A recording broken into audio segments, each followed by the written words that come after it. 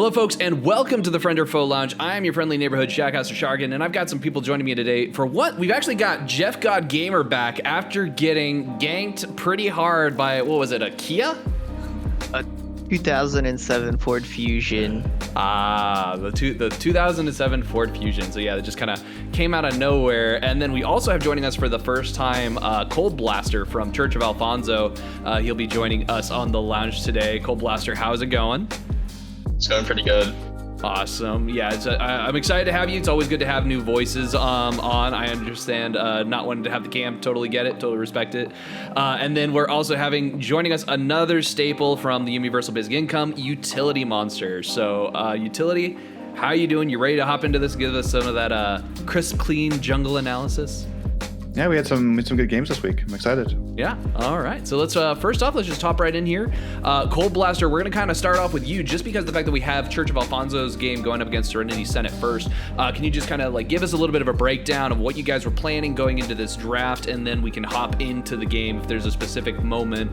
Otherwise, we'll just kind of scrub through it and see if we can find something interesting. So we came into this draft because we were told that Serenity didn't have 3 bans because they broke some lock-in rule last week. So today they lost 3 bans. Apparently it was supposed to be the first, like 1 ban from each round, but they ended up banning 2 from the second round, which means they left a Mumu and GP open. So our draft plan was basically pick a Mumu and GP and win. Because like, I think RHC has had GP permaban from all season. Mumu was one of Graviel's favorite champions. Right. And we can also just put him bot lane if he wants, or if we want, if it's like a bad matchup or something. So, they didn't have any bans. So we first picked a Mumu because we knew they weren't gonna pick GP from us. And then we picked GP and Ziggs because he was going mid.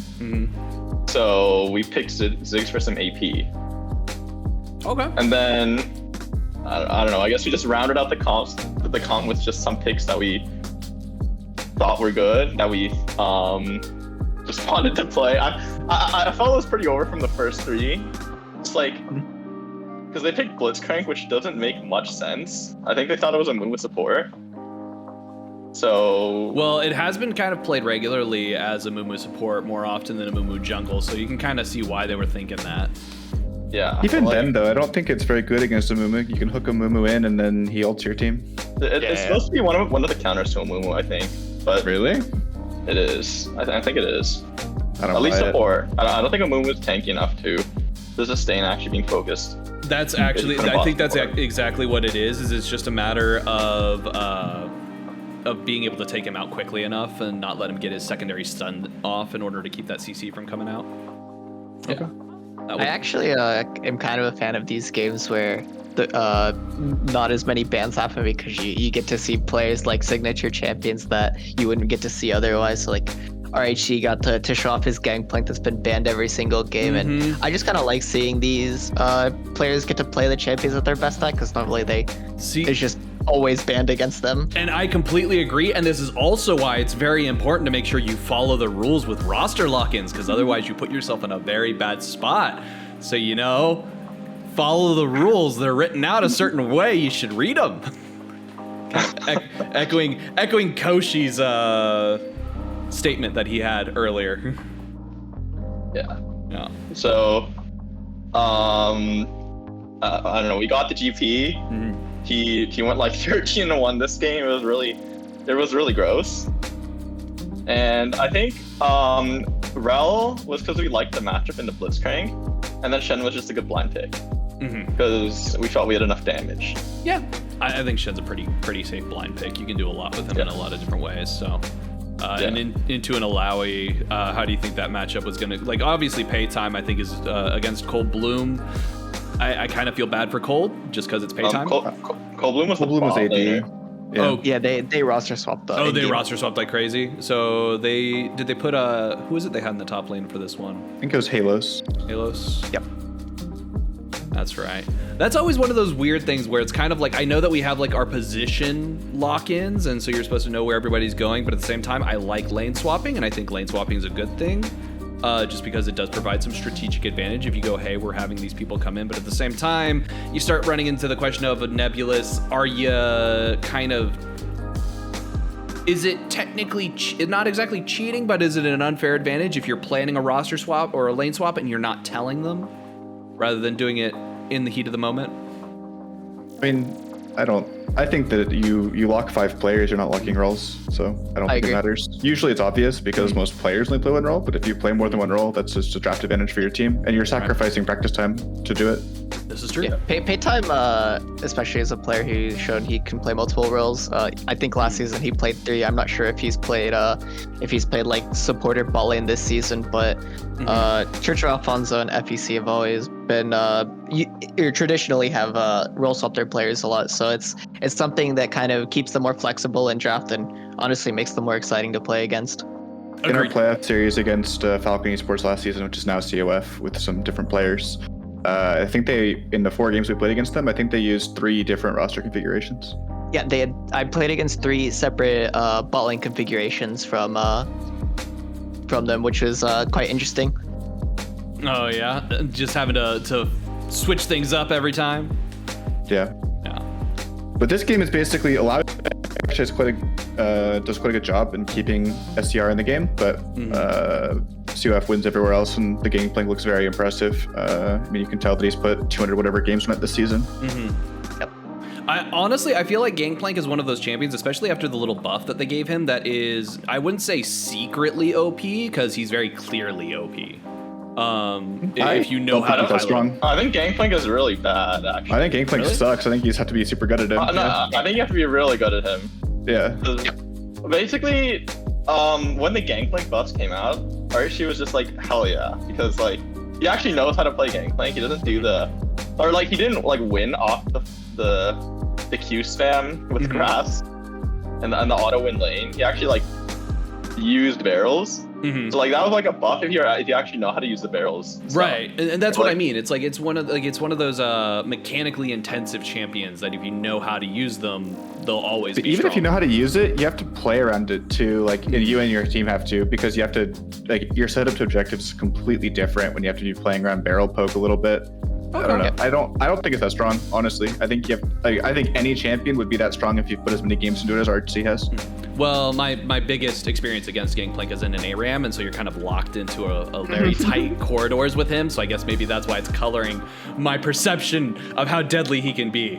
So. I'm not an expert on ARAM balancing. I think Gangplank feels really bad right now. I think he's terrible. Like, because a lot of it is down to crit, because the buffs they gave him were specifically the crit.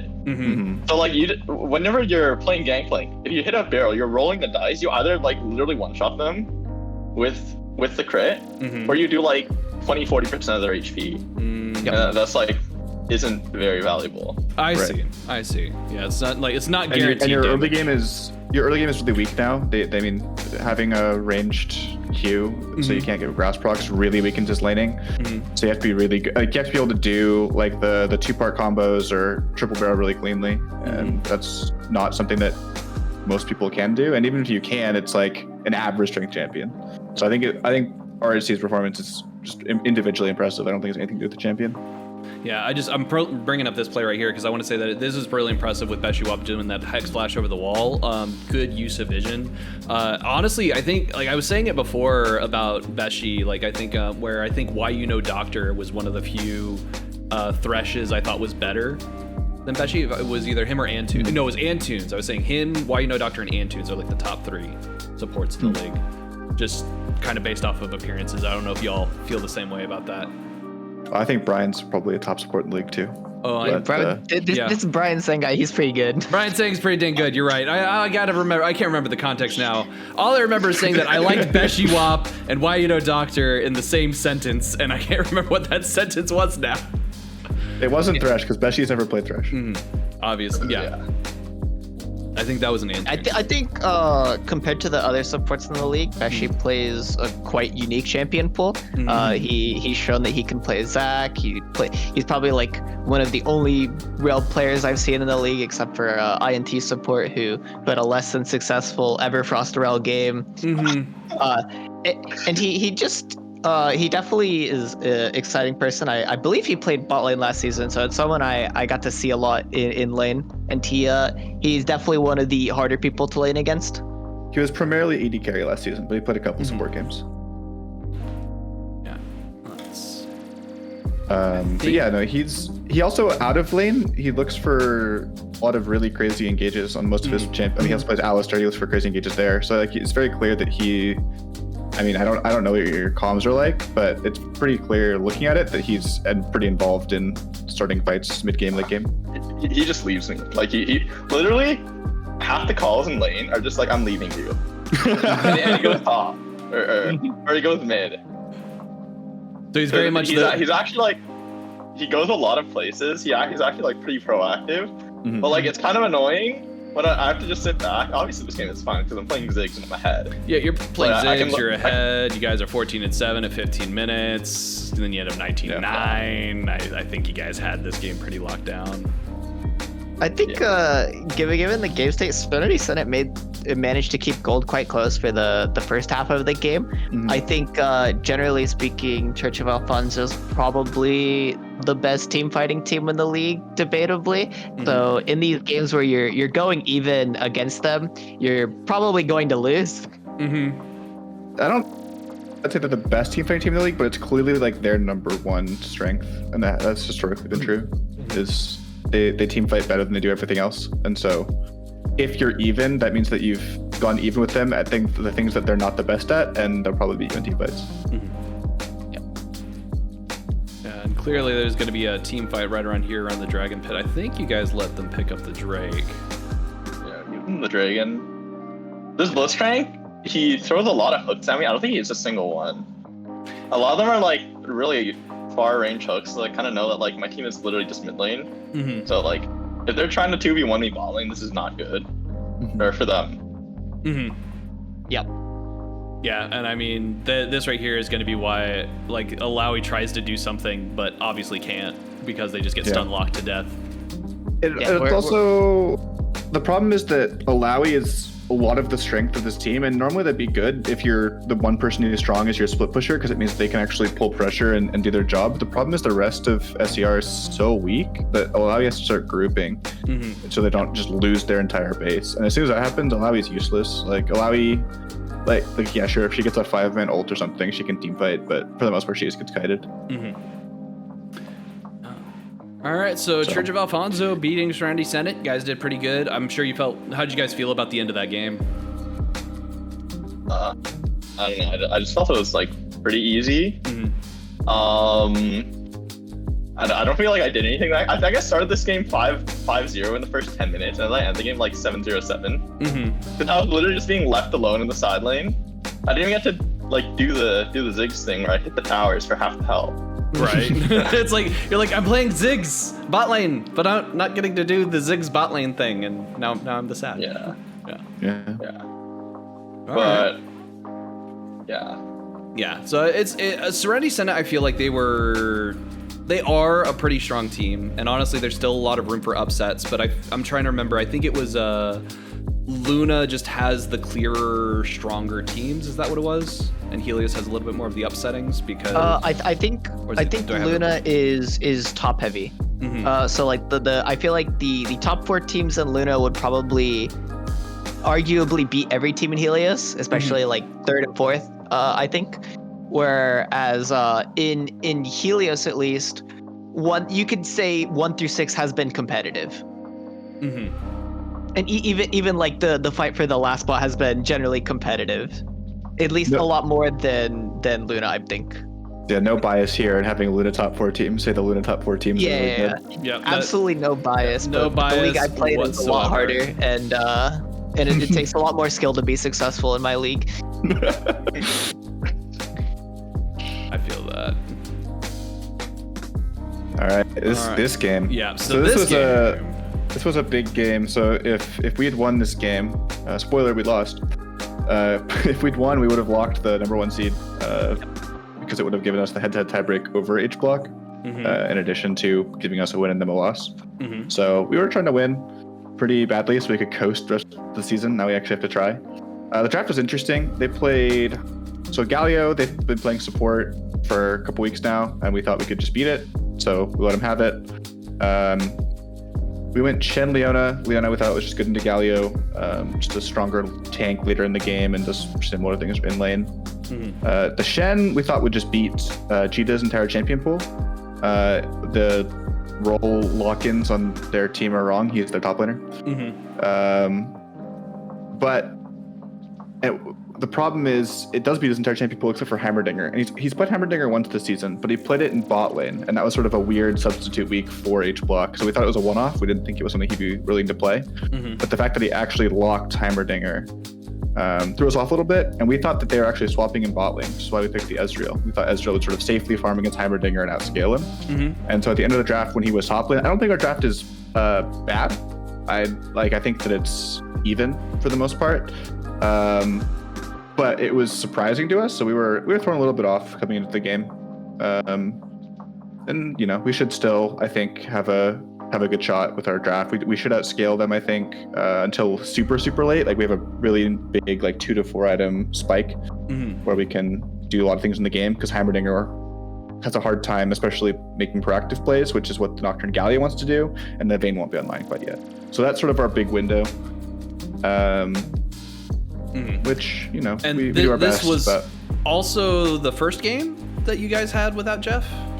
This was Or was it the second? First game with Mr. Chunks. It was the first game with Mr. Chunks. We played both games last week without Jeff as well, but those were with Arena Thunder, and we had Civillock AD carry, and those were also against Taz and SKO, which are the worst 2 teams in the league. So this was sort of the first challenge without Jeff. Right. So what have your guys' comms kind of been like? And Jeff, have you been raging at watching some of their games at all? Honestly, it's almost sort of, I don't know if this is the right word, but the feeling I get is like vindictive, maybe, where I know a lot of the time that I've been playing, especially in FoF, there's been a narrative going around that I'm getting carried by Brian, and I think watching Brian play with other AD carries that aren't always on the same page as Tim, kind of makes me feel like I'm more useful than has been led to believe. So it feels pretty good, but it also does kind of suck to see my team lose. It's like, if I'm in this game, is our chances of winning higher? And it's just sort of it's a little sad, but also kind of funny at the same time. I'm pretty sure I bet on H block this game and I made a ton of points. So I lost so many points off this game. So we get a nice first blood here, does 2v2 kill. Yep. And so at this point I'm like, oh man, it's the same thing Jeff would do. Yep. Chunks was great. But the game goes downhill from here. I voted before the draft because I think we were doing something with the team.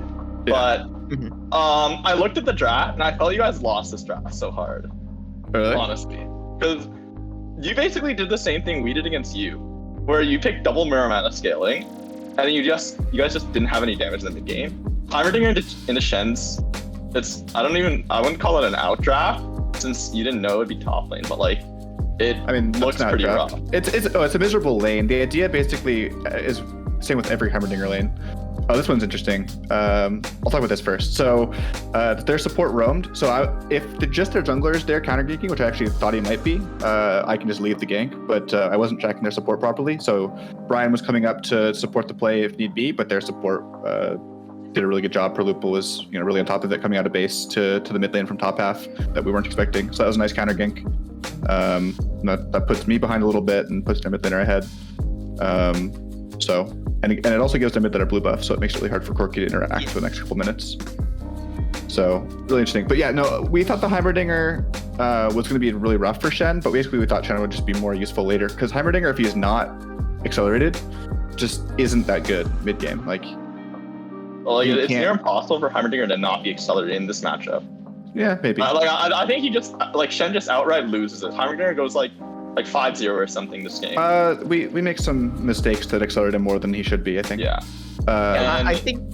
I think generally speaking in this game, it usually should be like we're giving up at least the first dragon. We're just sort of waiting until at least Muramano's online and then fighting like second or third dragon based on how our lanes are going. Right. The plan basically is 15 to 20 minutes. We start finishing second items and Muramano's come online, and then we're basically really, really strong for 10 minutes, and we think we can win the game in those 10 minutes. I even think even though H block gets incredibly accelerated, you can still see the point in the game where like Quirky Ezreal hits those 2 items and then the game gets a little bit more closer than it was before. Yeah. But then HBK was still able to close out the game. Yeah, I think we misplayed pretty heavily around our comp as well, because in addition to, I think objectively the comp is fine, but it's not what we're normally playing, because this is a very, normally we play comps that are like, we are on the front foot, we're the aggressive team, and that will be true for this comp, but only once we get to 20-25 minutes. And then we'll have to end the game before Vayne can kill everything. But we're used to our comps coming online much earlier, and so I think we play much too aggressively in team fights. We sort of aggress into them, and that's exactly what Heimerdinger wants, right? So we're playing into his towers and setups and stuff like that, into Nocturne Fear, so we can't see everything happening perfectly. And that works if we have a really aggressive comp, but our comp is like, it's a fine proactive comp, but we really want to be like setting up and have people coming to us if we can get that to happen. So and then Nocturne Fear also cuts off the Shen ult. Yeah, so I think it does. You have I know Shen can cut the portraits, but you have to ult. There's a very small window, so as he ults, you can like channel teleports and Shen ults for like the first like half second, then you can't anymore. But I think the portraits are actually disabled after that first little bit as well. Okay. Yeah, because Shen can ult the portraits in contrast to just TP, but like Nocturne in general is really good against globals, because like even if it's a non-targeted global, you can't really see anything, so you can actually aim it. I think it's when the sound queue ends, you can no longer TP. Like there's like a brief window when like the vision is still closing in on you that you can still use your TPs, and I think once this audio queue ends, then you can't anymore. Something like that. It's kind of a hard window to time, so you really shouldn't be like counting on that. Right. Yeah. So that kind of like, I wouldn't say it removes Shen ult, but it makes Shen a lot worse. Right. We want to be using it proactively if possible, so that we can get it in before the Nocturne ult. Yeah, you got to kind of have an idea. But this is the gank that I think really makes the Heimerdinger super far ahead. So he's up some farm, but like 10 farm at this point, and a kill is whatever. But we misplay this. We miss a Shen taunt on a knocked up target, and then I flash and miss a Q, and Heimerdinger ends up getting a double kill here, and now he's way further ahead than I think he should be. Yeah. It's only 1 kill, but still. He gets a double kill after this. So double kill later? Okay. But that's, I think, the sort of the turning point when it becomes, okay, Heimerdinger is now too accelerated. We can't just wait, accept a 20 to 30 CS loss and then move on. We actually have to deal with him at some point, and that's when the game gets really problematic and starts getting out of control. See, I hate that phrase, have to deal with a Heimerdinger, because it's just that's what the kind of Heimerdinger is. You don't want to go deal with him. You want to force him to come and group and deal with the rest of your team in an area where he hasn't set up turrets yet. So if you have to go to him, then you're really fighting on his terms, and it sucks. Yeah. I still think that, like, Coldblaster plays this really well to get ahead in mid lane, just solo, because I've been sort of griefing his lane. But yeah. And then here the Nocturne Fear kind of messes up the all-in. They sort of leave halfway through, realize they can't get out, and Brian ends up dying. So Nocturne, not the Fear, sorry, the Paranoia. The taunt. No. The Nocturne ulted mid lane during that fight. I see what you're saying. Yeah. So they have to back out mid fight because they don't know where Nocturne is, and then they re-engage when they realize they can't get out properly. But it's too late. They've lost too much time when they could have been hitting. Yeah. So yeah, we're in a pretty bad spot here, and it only gets worse. We basically only get back in the game because we steal a Baron. Otherwise we would have just been sort of cleanly closed out. I think HBK could have played the Baron setup better. I don't think they should have let us in. Here's another play where I'm looking for a counter gank, and I get countered gank by Cinder TP. Yep. So just everything's going wrong. We're down a lot of gold. HBK is really, really good at closing out games. It's one of the things that they've been really good at. I mean, I said on the Blind last week that they're only good against bad teams because they close out games efficiently, but they only get leads against worse teams. But we gave them a lead, so you know, they made us look like a pretty bad team. Yeah, I guess they kind of were like, hey, maybe YUBI actually is a bad team and not a good one. Maybe we suck. Well, you know, maybe considering the upset of Rex versus CFG the other day, kind of think that's the same sort of thing, where it's like, how does this happen? Yeah, I mean, they had subs, so. Yeah. Well, exactly. We kind of had a sub, but we played with Mr. Chunks for a while, so I don't think this is a real sub. Yeah. So here, we're just terribly behind, and it keeps getting, slowly worse until eventually they do a Baron that they can't quite get to. So they think they have enough control to just start this, but they don't do it particularly quickly yet because Vayne doesn't have Ginsu. Yep. Heimerdinger does it quick. Heimerdinger does it. That's true. But Heimerdinger hasn't set up. Heimerdinger wasn't there. Heimerdinger wasn't there for the start of the Baron. Yeah, and so we end up getting in. They gave us the 50-50. That's just lucky. I mean, that's our only way back in at some level, though. So we get the 50-50. We get 2 kills and we leave. And this is sort of like it completely resets the game. So we went from being like 6k down or something to now we're 2k down with the Baron. And this is when our comp is sort of entering its strong phase of our tiers are fully stacked. We finished mythic items in everyone. So this is sort of our big window to do something in the game. And we get some towers off of it. I don't remember if we get any kills or not.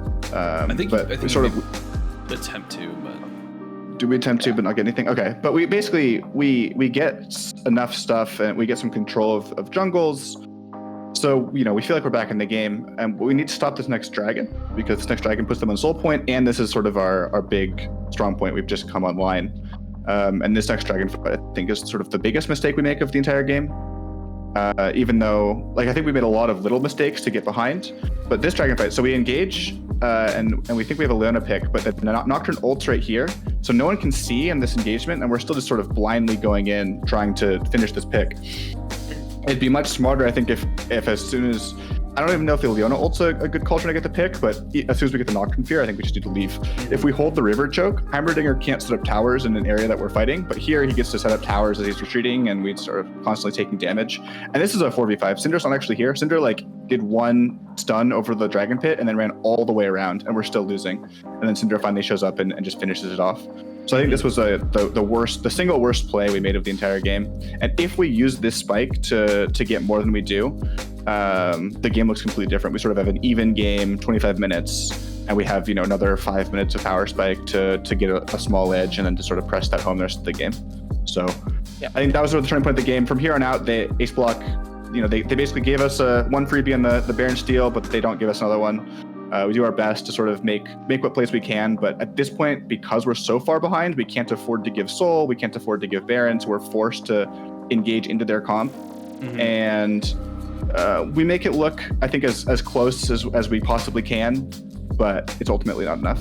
I was going to say, it's like there's going to be a fight around the dragon pit right here. Yeah, so there's a dragon here, and this one is, so we actually get the dragon, we deny the soul, but we can't leave. And we're a little indecisive here. We need to engage in top 4 bottom. I think you guys played this really badly, because I think Leona should just flash to the Vayne right here, or at the start of the fight, where you guys die, because Vayne is actually completely isolated from the rest of our team.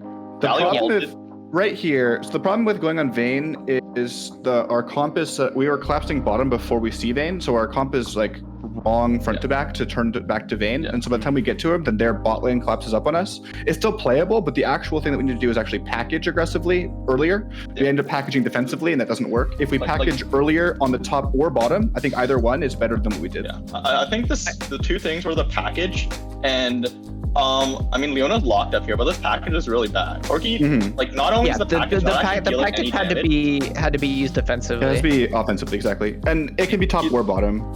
Ideally, you're good.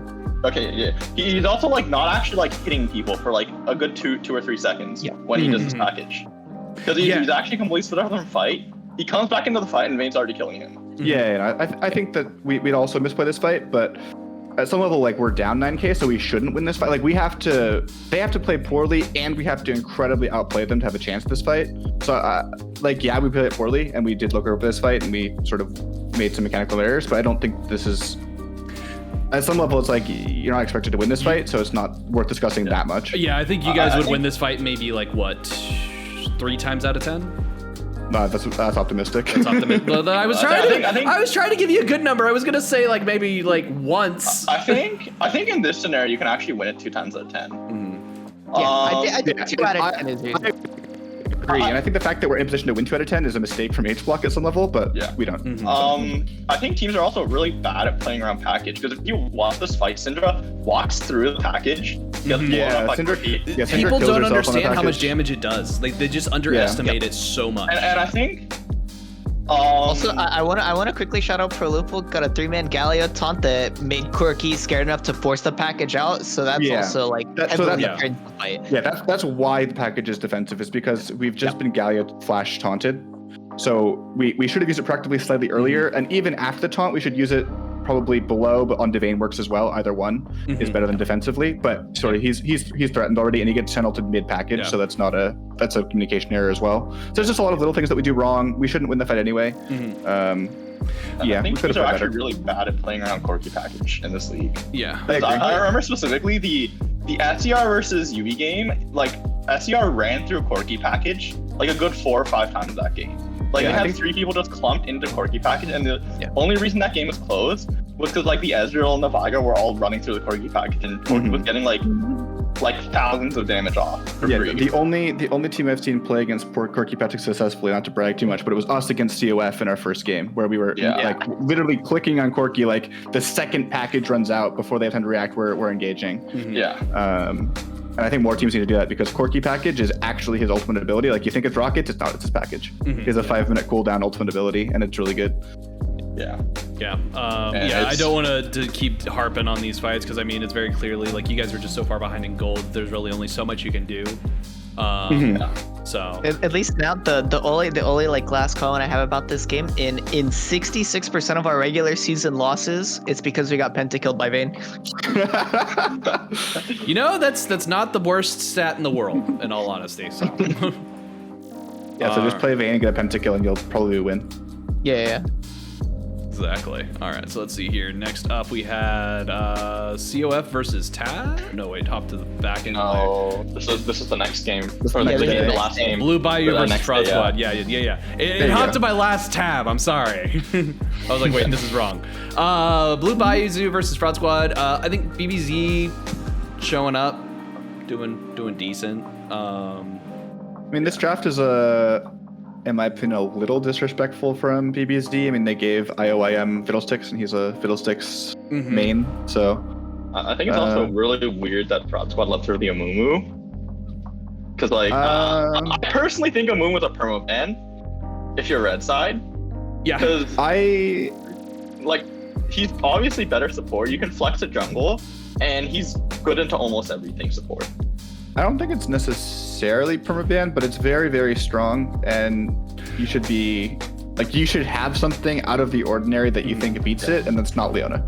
No. Like, yeah, you either ban it or you actually have something prepared against it. Yeah. And Leona isn't something that, like, And then we showed the Amumu buffs perfectly here. Getting the double stun Q. level 1 is incredibly gross. Yeah. See, and I was having an argument with one of my friends the other day, and he was basically saying that, like, Amumu support's not that good, yada, yada, yada. And then eventually it comes up in conversation, like, dude, his double bandage toss, I'm telling you, is crazy. He's like, wait, what?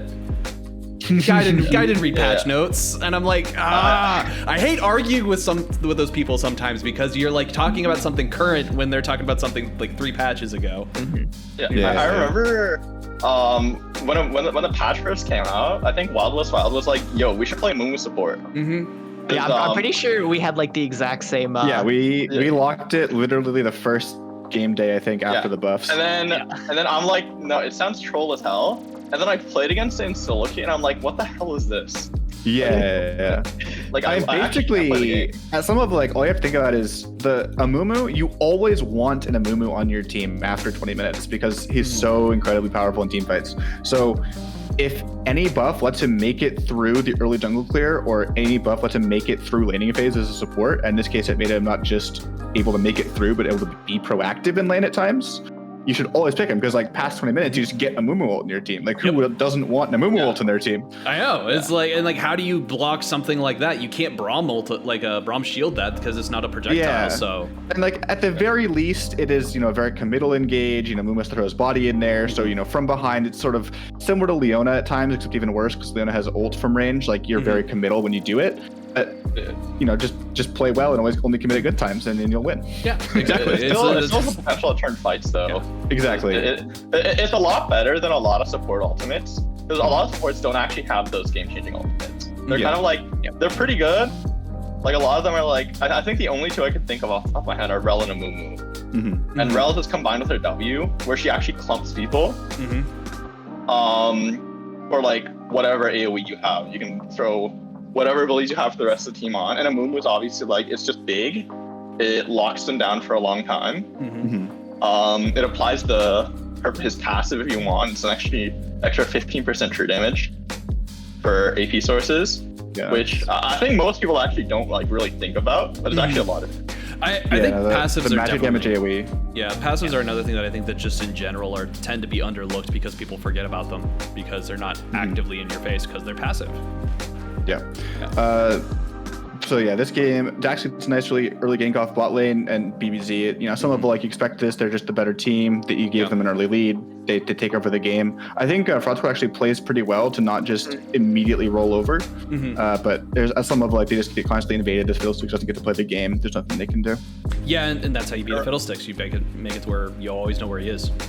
Yeah, and Jaffe top lane just sort of constantly wins after the level 1 first blood. He just sort of constantly gets kills and pressure. I mean, it's not kills yet, but you can see the CS lead in top lane. I mean, he's almost flame horizon to the Shen at 17 minutes. So Is the Lee Sin a counter pick to the Shen jungle or the Shen top? I don't think so. I think it's just Jaffe is good at the champion. Gotcha. Oh yeah, I was gonna say because I thought this was Shen when I was looking at the little mini. Yeah, I think Jaffe's just good at the champion, and he's on some level just a better individual player than Papa Bear, and he also starts with Shen having died. So which again, all the little advantages you can get. Yeah, and that kind of leads us to our point where we're saying that top heavy in the Luna League.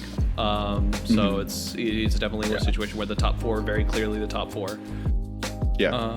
And so at this point, BBC closed the game out pretty convincingly. I don't remember any throws or they do their best to give a few kills back to Fraud Squad, but I wouldn't call BBC a clean team, but I wouldn't say that you're ever like concerned they're actively throwing the game. And then hopping into the last game of that, or the second to last game of the day. This was a big one. I remember this one. This was a crazy one. I wish these two teams would get a best of 5.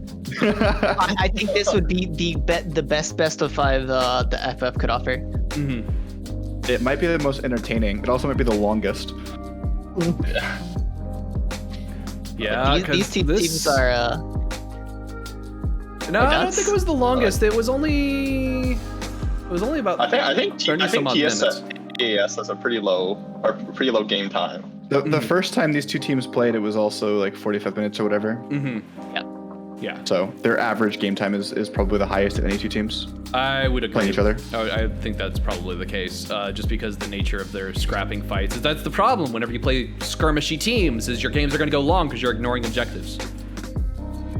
I mean, if you're bad, don't get objectives after you skirmish. If you're barely winning, let me rephrase. If you're a skirmishy team and you're barely winning the fight and you have to back to heal, you're not doing objectives. In this case, both teams are fairly skirmishy, so you get a lot of cases where you have even skirmishes, which makes for a very bloody, entertaining game. I don't think SKL's comp makes much sense, honestly, because you kind of have like this weird thing built around the bot lane, but then your hypercarry is a Lucian.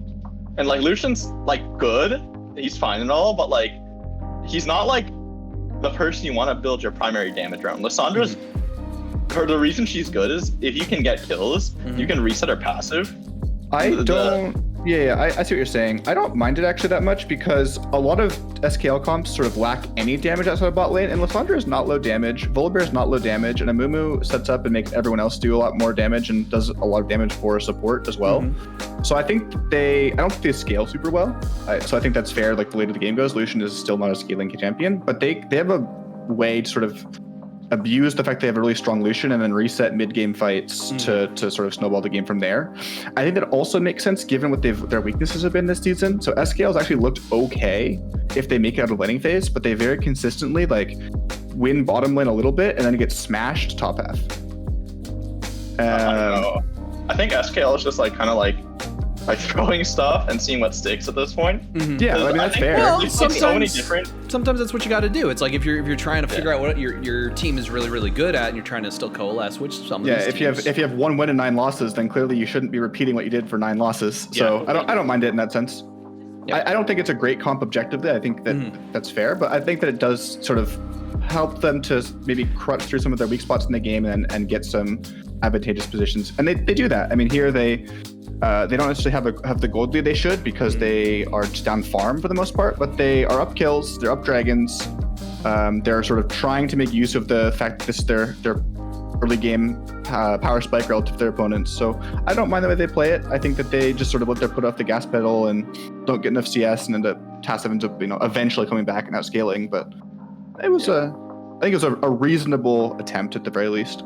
Yeah. I think that this might be a bit of a spicy take, but I think Zishan is probably top 380 carries in the league. I would not disagree with that. I think across both leagues or in across Luna. That's a lot easier to say. I would agree with that. I think the one issue with him is that he's playing champions that he's probably good at and comfortable on, but he's not playing champions as if he is his team's primary carry. And then in game he plays that way. Like in game he takes a lot of resources like you should. He's trying to be the focal point of fights and stuff like that. But I think he needs to pick champions that enable that playstyle a little bit better. Because just skill-wise, the rest of his team is just lower ranked. So they rely on him really heavily when they win games.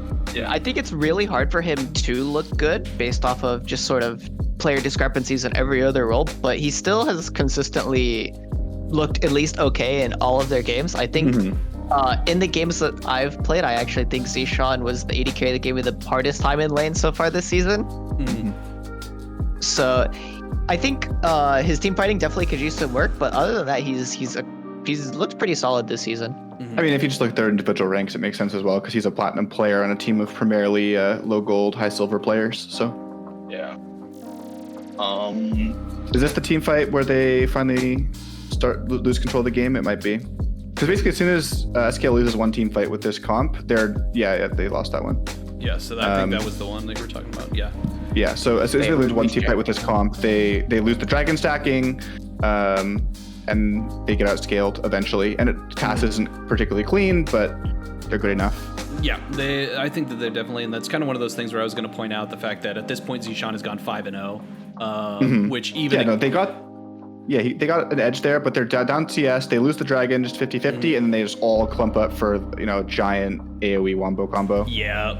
And then they lose Baron, and then it's really hard to come. And they actually keep fighting. I think TAS is not particularly clean. I think I seem to recall that they don't immediately end the game or get into a winning position. They sort of give some deaths they shouldn't and stuff like that. But at the end of the day, it's good enough. Yeah. Yeah, because they're going to make their way over to Baron here. They're going to get this Baron pretty easy, uncontested. So, the only thing is Lucian might try to throw a culling over the wall, but even then. Yeah. At this point, it's really hard to play.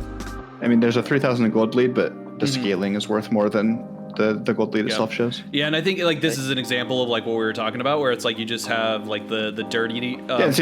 So they get a really great Amumu engage here. That's exactly what you're looking for from this position. Off of the fact that it was a missed Medusa ult. So Lissandra's already dead though, so you don't actually have the AoE to follow up. Right, but this is what you have to look for stuff like this if you're behind. You don't have better options. Yeah, this is what I was talking about earlier. With Lucian doesn't do enough damage. He actually just gets pretty much 1v1 by Galley this fight. He's too short range to make a big difference in this fight. Yeah. And so you need to be far enough ahead that they have to come into you so you can hit them. Otherwise, you're taking game-winning objectives, and as soon as that's no longer threatened, he has a hard time playing the game. Yep. And I'm looking at it right now. It looks kind of like. I think we're gonna see. So Zishan only dies once, and it's probably in this previous team fight right here. Yeah. Particularly when they lose the game. Yeah, exactly. It's as Zishan dies, they lose. Yeah. It's just kind of like the story of this team. Like if Zishan doesn't like actually hard carry the game. I think the one game was the 1v9 Caitlyn game. Yeah. Like they.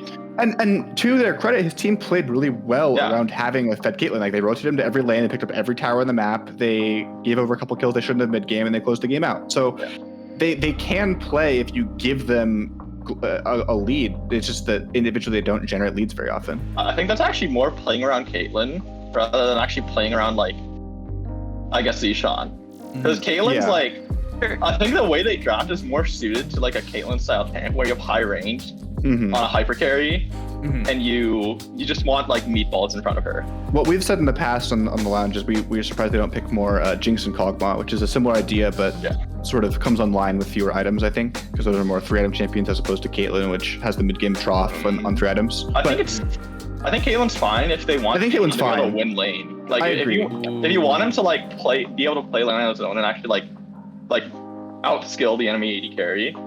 I guess that's like what you pick Caitlyn for. Like, exactly. I think Caitlyn's better. I think Caitlyn's in a similar vein. I think that it's the same concept. I don't mind Caitlyn at all either. But I think more of those champions and less of the Lucian, less of the Ezreal. Sort of those champions are not that they're bad. I think they might be bad champions, but not that that's why you shouldn't pick them. But they just don't give you enough agency as the strong player.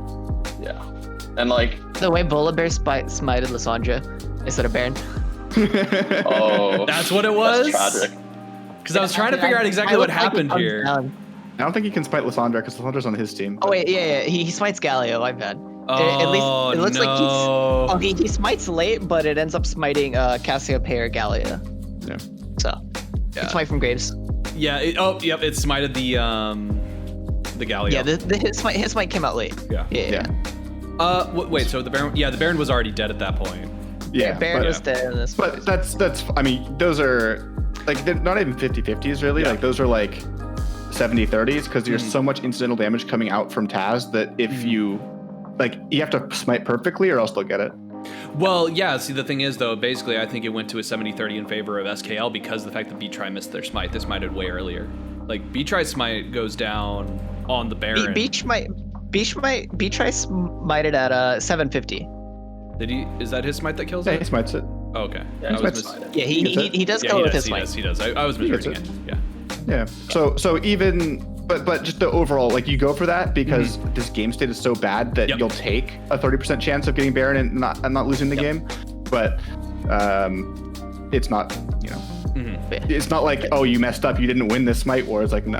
Yeah. Exactly. You're not expected to. All right, and I know you guys have because it's Clash weekend. Obviously, That's recording true. a lounge on Clash weekend is insanely tough because I want players, and all y'all are playing freaking Clash.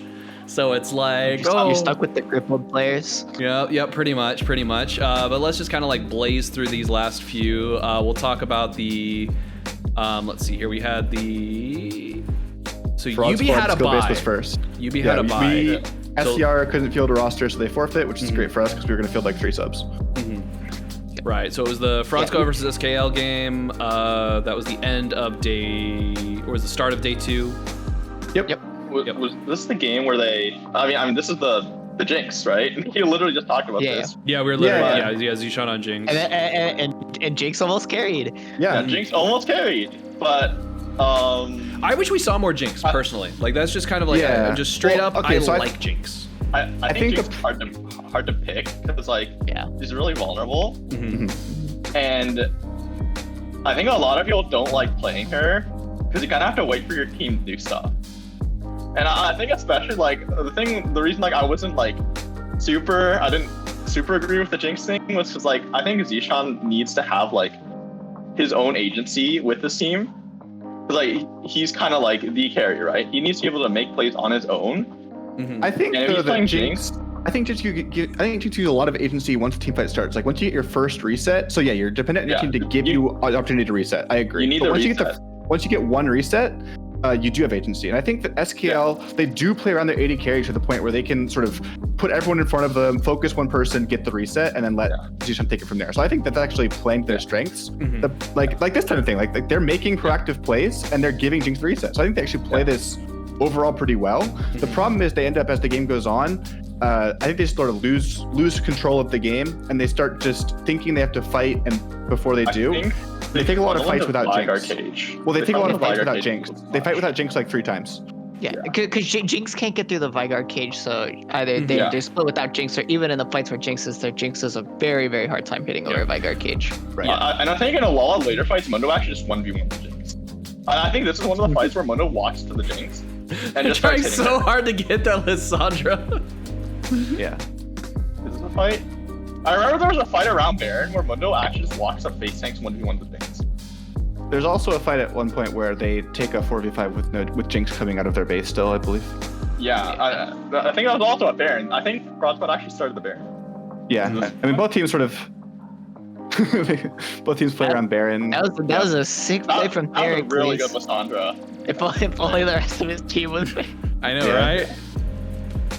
It's like it's the lone Lissandra trying to do You can something. see why they call him Thera Freeze. Yep. I don't know why Urgot didn't TP here.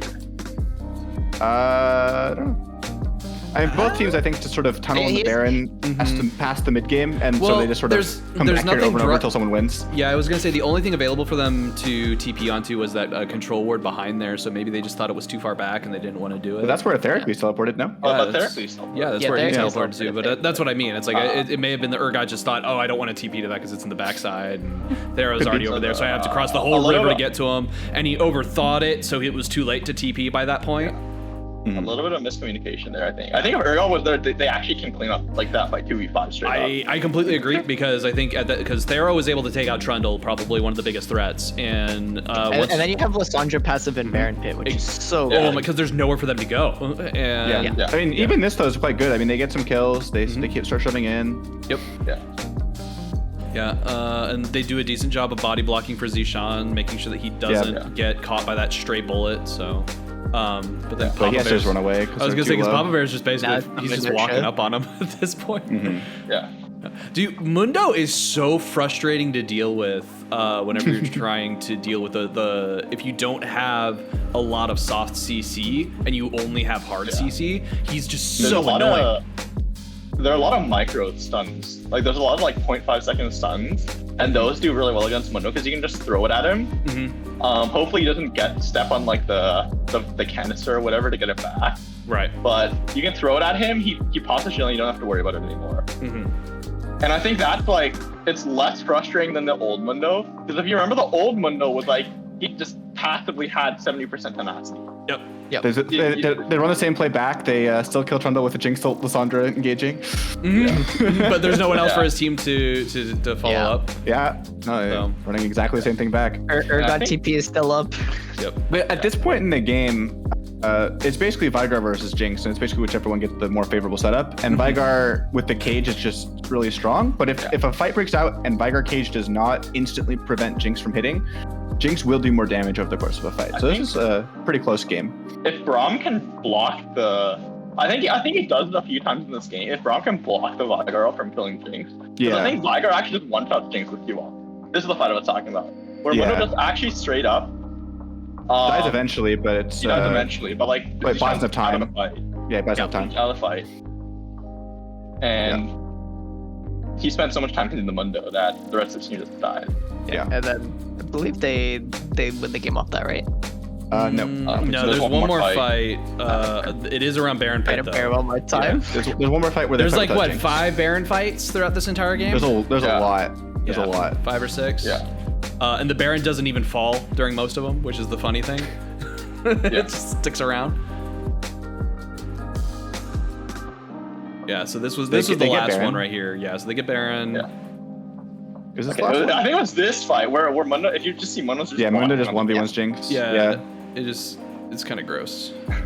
So they get Baron, but their whole team dies, and then And if they have anyone else on the Mundo, I'm pretty sure he dies. I think he's straight armor. I think he's literally just trying to face tank Jinx as long as possible. See, and at this point, like you just have the rest of Fraud Squad. They just said, you know what, it's fine. They've got Baron. That doesn't matter. We've got the numbers. We can win. We've got the super minions coming down the mid lane, and they I think rush it's it. This is where it's the a misunderstanding from skill based of how to play their team comp. Ideally, like their whole team should be built around protecting Jinx, and when a champion without any dashes or gap closers is able to run through your entire team onto your AD carry, it means someone on your team's doing something wrong.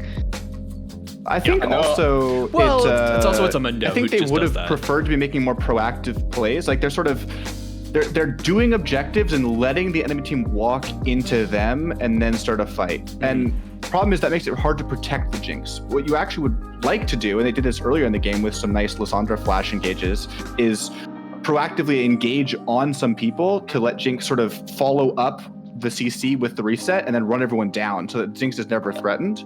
Or if you want them to come to you and do the same thing, you have to turn sooner before they get to you on the objective. So, as they're coming through the jungle, have wards there that you see them, and so you can turn and do the same thing, engage on them rather than have them walk up to you. Mm-hmm. And then it's easier to protect the Jinx when the Jinx is behind everyone engaging than it is when they're all running into you and they're all trying to get to your Jinx and you're trying to stop everyone at the same time. Mm-hmm. And I believe this is the game we literally just talked about, so I'm going to go ahead and close that. I had it open an extra time. BBZ, HBK, real fast. This like 2 minutes at most. I'm going to expose Red here. Before the game, he said he was going to avenge us, and that didn't happen. Mm-hmm. Red didn't play well this game. He did not. He did not. He was 1-3 at 18 minutes, so... I think that the Syndra bot caught them off a little bit in draft. It's a sub bot laner who's actually a mid lane player, so pretty smart draft. They also played Syndra against us the previous day, so you'd expect it mid. It's not unusual. So a nice draft from HBK. I also don't think Vlad's even a particularly good matchup into Syndra either, because you can kind of like push him away with the YUBI, even if he doesn't land the stun, and that kind of prevents him from getting in. I think it's he has to pull it. Yeah, it's okay. It's definitely okay. I don't think it's bad. Right, but see, the thing is... Okay, so yes, they do believe it's going to be Syndra mid by that point, so... Yeah. I think it's fine because Syndra's so immobile that if Vlad ever gets ahead or gets a gank or anything like that, then you just start running Syndra down. And more importantly, when you start side-laning, Syndra is a much worse time side-laning than Vlad. Mm-hmm. Yeah. I'd actually start to draw comparisons from BBZ to INT now, where sort of BBZ can usually get ahead in the early game, and then some other players, I think this game, Jaffe just started walking around. So like he's quite far up top lane. He got jungle help from Dax, and he basically was in a position to like take over the game, sort of walking around, and he just sort of doesn't really do anything with his lead. And then HBK sort of out macros BBZ for the rest of the game. Mm-hmm. And similar to INT, their best player is a jungler. Yep.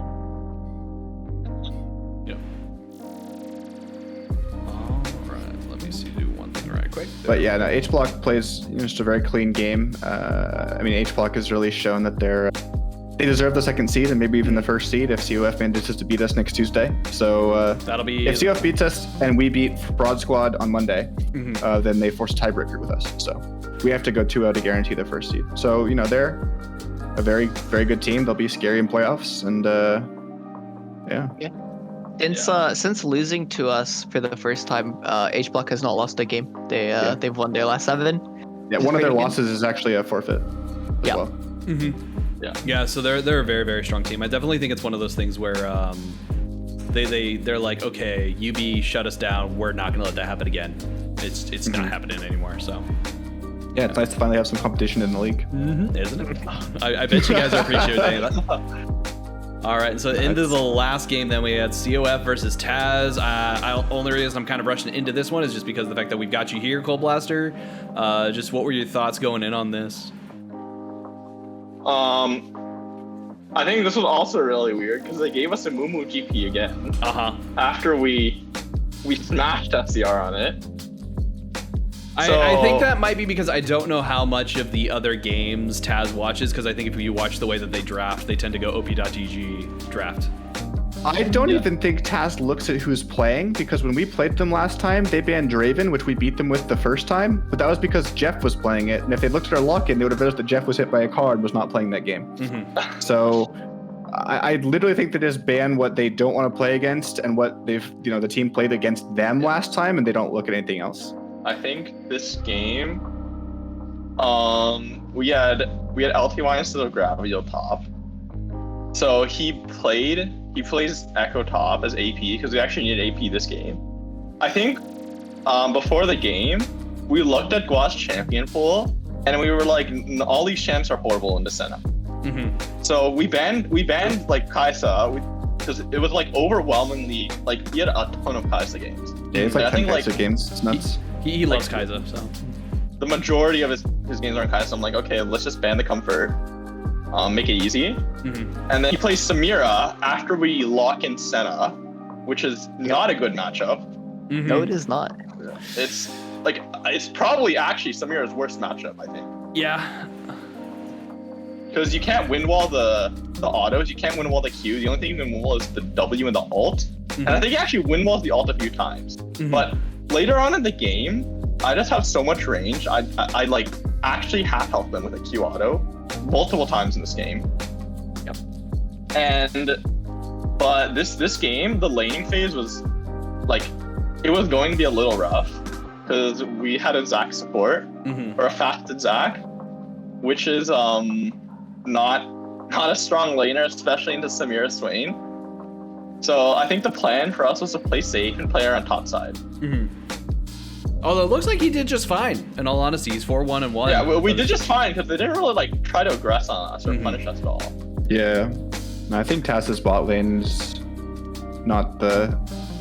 They're mechanically fine, but they don't think about what they should be doing. Right, So and if they get often make a bad decisions particular, that cost them. Yeah, they're very matchup particular. Where if they can get a good matchup for themselves, like on champions that they're particularly good with, or against champions that those champions are particularly bad against, they do just fine, and they seem to style pretty well. But I think you're right, where it's the anticipating of what's coming up. Yeah, Unfortunately, Samira and the, Zen are not very good in the meta currently. So No, unfortunately not. I like the Senna Zac lane though. Where'd you get that idea? Oh, we interesting were one. playing it before you. No. We played it first. What are you talking about? No. we were gonna play it in playoffs of last season. Yeah, we actually played Zac support last season, but it never was a good chance to. Yeah. No. And so then this season we played it for the first. We played Senna Zac before you guys did, but we played Zac after you guys did it on the same day, and it looks like we're copycats because we played it the same day. I'm so sad. No, we wanted to play. I think Senna Zac was like a prep before the season. Because we were looking at what we wanted to fast with if Senna was to like get better during the season as the patches were going on. So Beshiwap plays a lot of Zac. If you look at the solo, he's basically a Zac one. He's a former Zac one trick in jungle, yeah. Yeah. Yep. So he plays a lot of Zac, and Senna Zac is like, it's kind of a weak lane, which is kind of like. But like Senna kind of curbs the lane because he's actually a really strong laner when you are fasting. Yeah, and if they mess up, Zac can punish it because he can engage really well. And if you mess up, Zac punishes it, and it actually scales really well because Zac does a lot of damage. Yeah. No, it's a good lane. I'm just saying play first. I'm not gonna debate this. Well, yeah. So okay, so real quickly, yeah, we're hopping over here. I think so. Coming up, you're 10-2. On YUBI, so you guys are going to be playing Fraud Squad and COF. Yeah, so you got the Fraud Squad Church of Alfonso games. That's going to be pretty crucial to maintain your first seed position. Yeah, so we have to 2-0 to guarantee the 1 seed. If we go 1-1, we are HBK 2-0s, which they're likely to do because they play both of the bottom 2 teams in the league. Then we just tiebreak, and if we go 0-2 and they 2-0, then they get first seed. So I think we're likely to beat Fraud Squad. I think we have to be favored there. COF, I think we're still favored, but it's definitely going to be a tough game, especially given that we have to win. So I'm not actually too worried though, because I think that the most important thing is just getting a first round bye. I don't think that I think the top 4 are strong, but I don't think there's like a huge drop off in 3 and 4. So at some level, like as long as we avoid the first round of playoffs, we don't care too much. So we still want to win. We're still going to try this week. But if it goes to a tiebreaker, I think I might almost value hiding strats against HBK more than I would value trying to play for the 1 seed. So not sure how seriously we would take a potential tiebreaker.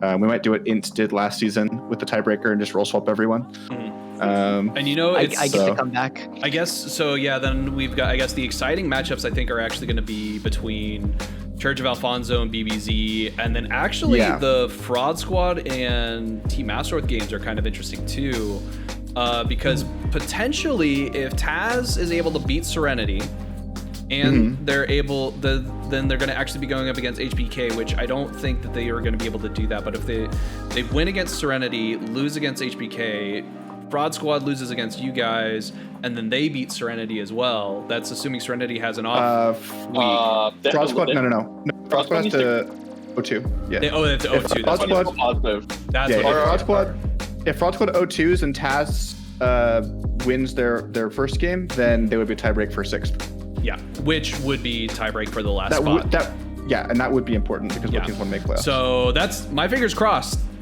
Sorry, Serenity. I want Taz to beat y'all. Yeah, I think SDR is almost certainly locked because even if they O2, a lot of weird things have to happen for them to not make it. I'm not. Actually, don't even. Serenity's totally like they've locked in as I think it's just a matter of 5th or 6th at that point because there might actually be. I don't think they've locked. I would have to look at tiebreaks. If they go O2 and Fraud Squad beats YUBI and Taz 2-0s, then I think they force a tiebreak. I think there's a weird 3-way tiebreak. Yeah, so it can get kind of interesting. If Fraud Squad wins, then they're up 1. So there's a tiebreak between Serenity and Taz. Yeah, but I think Taz can 2-0, Fraud Squad can 1-1, and Serenity can 0-2, and there's a 3-way tie at 5 wins. Yes, that's what it is. I don't know what the head-to-head is though. It doesn't matter if it's a 3-way tie, unless someone's 2-0 against both, which I don't think is true. I know Taz and Fraud Squad are 1-1. I don't know what SER is with either.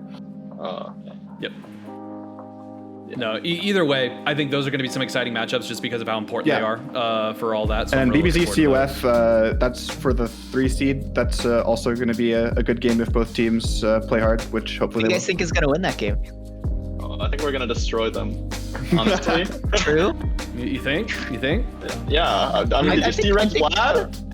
I think BBZ has been reasonably struggling the past couple of weeks. I think this is sort of like a game that sets the tone for their playoffs. They will have like a week to sort of bring it back and decide how they want to play going into playoffs. But Church of Alfonso's won their last 4 games.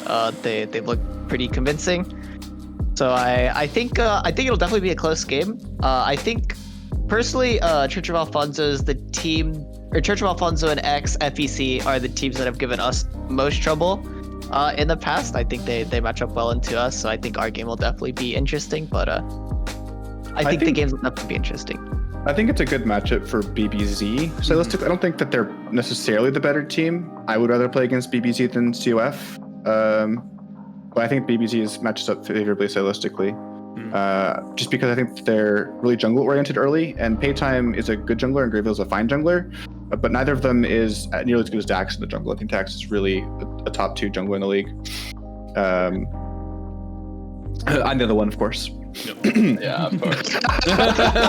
You gotta eventually shoot your own horn. So makes sense. But I think that's like because they rely so much on that. I don't think that. I think they're going to get to team fights, which is where Church of Alfonso wants to be. Generally up gold on expectation. I think that they'll have good early games with Dax. So that might not be enough. I don't think that they're like overwhelmingly favored, but I think they're the slight favorite in that head-to-head specifically, even if they're equally skilled overall. We beat them last time. That's all. That is true. Yep. That is true. That's a compelling. They're playing with Songo, who is eliminated from playoffs. So they lost to 07 Jin. That's all I'm gonna say. All right, so I guess with that, we're really looking forward to these games that are coming up. I want to say, guys, thank you so much for dropping by. Really appreciate you cutting it close to your clash times, I'm sure. So you got to go get ready for that and have fun there. I want to say a quick thank you to our sponsors, Adobe Creative Cloud and Logitech Gaming. We greatly appreciate the support. Remember, everyone, these games will be getting played on Monday, October 4th and Tuesday, October 5th. That's when we do our Luna games at 4:30 Pacific time. Then Thursdays when we do Thursday, Fridays, our Helios League. So those are also pretty exciting. We got our they're having an off week. I don't think they're playing this Thursday, Friday. I think that's when we start our break. Like I think we'll have an off week after as well. Both teams get a break we'll have a quick break. So we'll basically once these games wrap up on October 5th, then we'll have the next set of games on October 18th. So we're gonna have a little bit of time in there, and then I believe that means that on the 21st is when we'll start the Helios games. I can double check that real quick. It should be before ours. 18th. 18th. Oh yeah. That's Oh, right. sorry. I always Helios? Helios. I Helios? always get We- thrown off. I always think that the Helios Helios stuff's starts supposed the to happen. 14th. Yeah. Helios starts the 14th, and we start Exactly. the 18th. Yeah, so Helios starts the 14th, 15th, and then Luna is the week after. Again, this is because I forgot we started on a Thursday. It throws off my week schedule. So either way, thank you all so much. We'll catch you out, see you around on twitch.tv/FoF Esports. We look forward to seeing you there. Remember to stop by the Discord as well. So have some great games out there. Enjoy your Clash tournaments if you're playing on it. Wish you luck on those, and we'll see you on the Rift.